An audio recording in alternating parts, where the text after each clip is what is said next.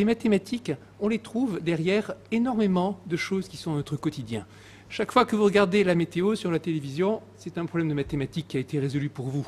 Savoir s'il va pleuvoir à tel ou tel endroit, derrière il y a des équations aux dérivées partielles, derrière il y a des calculs avec des ordinateurs où les mathématiques sont en bonne place et ça a une importance fondamentale non seulement pour notre bien-être, mais aussi pour pouvoir anticiper les questions environnementales. Quand vous regardez, par exemple, les questions, tout ce qui est les prix des transports, les prix des avions sont fixés en partie par des règles commerciales, en partie par de savants calculs mathématiques. Vos ordinateurs sont bourrés de mathématiques, y compris aussi les caméras et le matériel qui sert à nous enregistrer maintenant. Et derrière, souvent, les enjeux sont importants.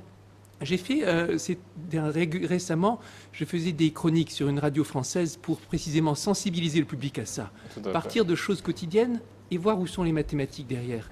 Par exemple, un exemple que je traitais, c'est la question de la régulation du trafic automobile. Ça va bien avec le sujet qui était abordé ici, parce que précisément, l'émission de polluants par automobile, c'est un problème d'environnement mondial.